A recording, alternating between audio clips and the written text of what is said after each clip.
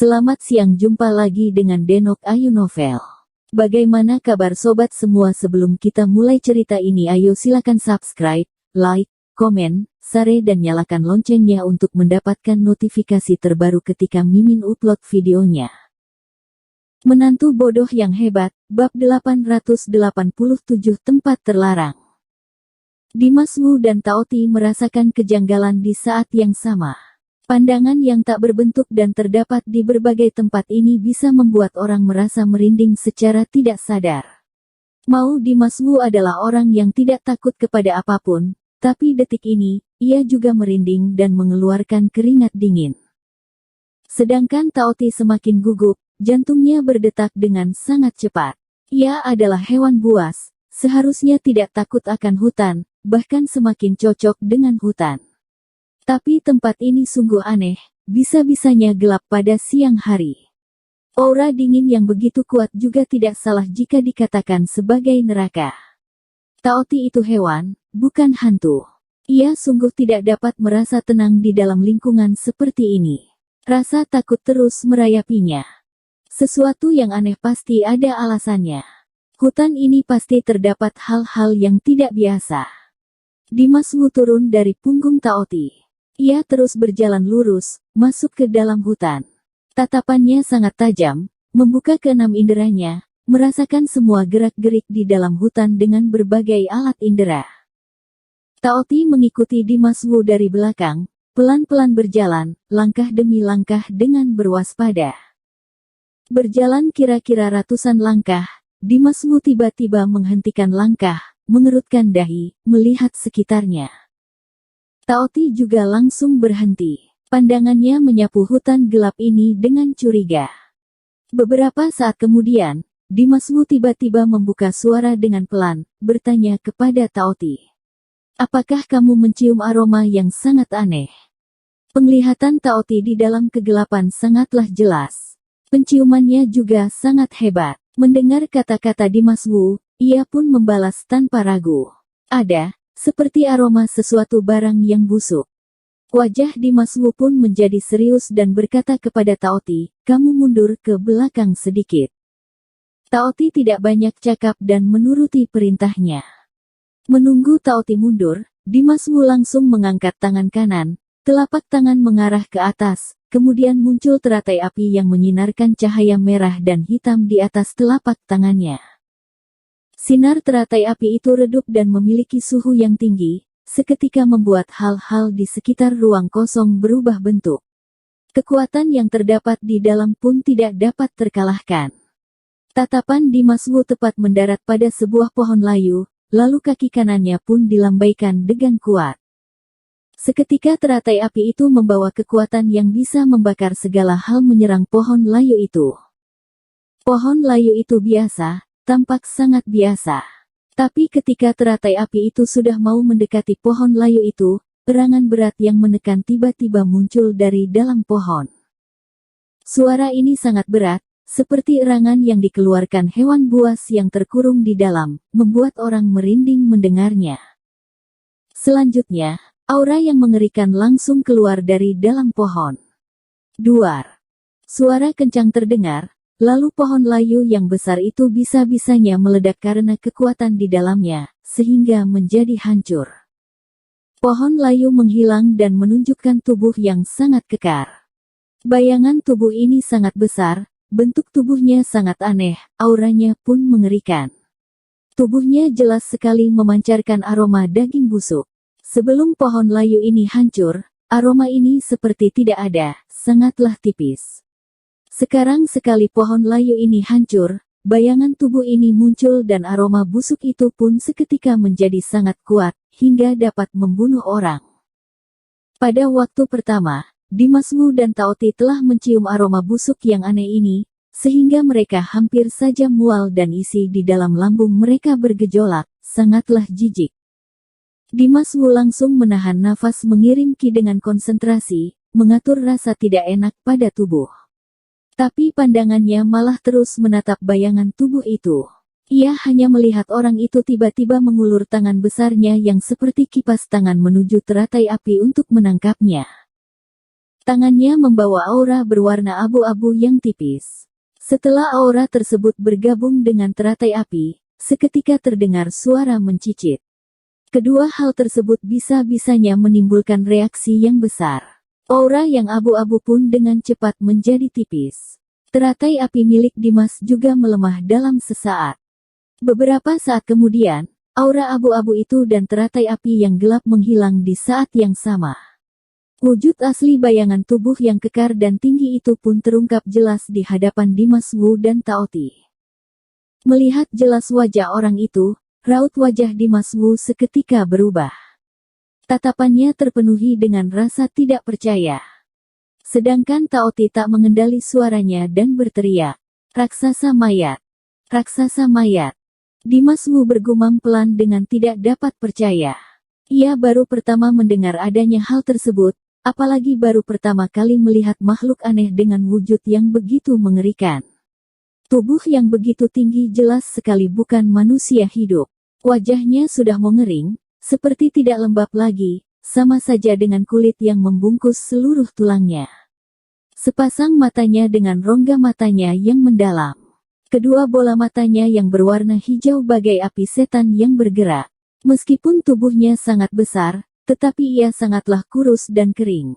Dari kepala hingga kaki, ia sangatlah tidak biasa, bagai mayat kering.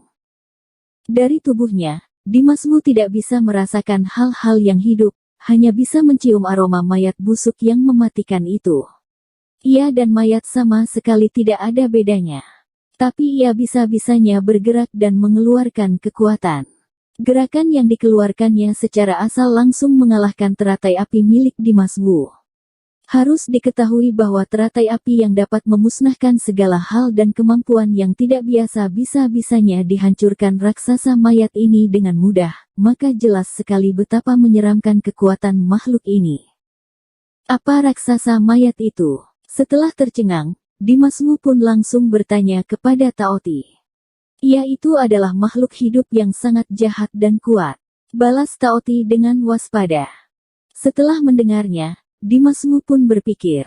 Bibirnya bergerak pelan dan ingin lanjut menanyakan sesuatu, tapi raksasa mayat di hadapannya tiba-tiba menunjukkan ekspresi yang aneh. Ia seperti sedang menyeringai, tapi karena wajahnya terlalu kering, seketika sejumlah kerutan pada wajahnya pun terbentuk, seperti kulit pohon tua. Sinar hijau di matanya juga menjadi sangat mengerikan, wajahnya tampak sangat aneh dan menyeramkan. Lalu hanya terdengar suara yang sangat serak dari tenggorokannya. Sangat lama sekali tidak makan daging. Sepertinya hari ini aku bisa makan enak. Selesai berkata, ia pun menganga, memperlihatkan giginya yang kuning dan jelek itu. Di mata hijaunya juga menunjukkan keserakahan. Melihat wujudnya dan mencium bau busuknya, Dimas Wu sudah merasa sangat jijik. Mendengar suaranya yang serak itu, Dimas Wu pun semakin merinding. Berhadapan dengan makhluk aneh yang seperti ini, kelima indera Dimas Wu seperti mengalami hukuman berat. Ia berusaha menahan rasa tidak enak dan berkata kepada raksasa mayat dengan cuek. "Ingin memakan kita? Kamu tidak takut gigimu akan rusak?" Bola mata raksasa mayat berputar, lalu pelan-pelan menilai Dimas Wu, mata hijaunya terlintas aura yang berbahaya. Ia pun membuka besar mulutnya, berkata dengan tegas. "Jika kamu sudah tiba di hutan neraka tersembunyi, maka kalian sudah ditakdirkan sebagai persembahan hutan neraka tersembunyi." Hutan neraka tersembunyi adalah nama dari hutan tersebut. Mendengar ketiga kata hutan neraka tersembunyi, raut wajah Taoti pun langsung berubah dan berkata dengan ketakutan. "Hutan neraka tersembunyi. Bisa-bisanya tempat ini adalah hutan neraka tersembunyi." Dimas Wu menoleh balik, melihat Taoti dan bertanya, "Apakah kamu tahu hutan neraka tersembunyi?" Wajah Taoti tampak ketakutan dan berkata dengan gemetar, "Di Gunung Tianling ada tempat yang dilarang masuk, namanya hutan neraka tersembunyi. Tapi aku juga hanya tahu tempat itu adalah tempat yang dilarang masuk dan sama sekali tidak tahu bahwa di sini bisa-bisanya terdapat raksasa mayat. Hutan neraka tersembunyi hanyalah hutan yang sangat biasa di Gunung Tianling. Kemudian ada orang yang memakam meditator yang sudah meninggal di tempat tersebut. Lama-lama tempat ini berubah menjadi hutan pemakaman, lalu mendapat panggilan hutan neraka tersembunyi.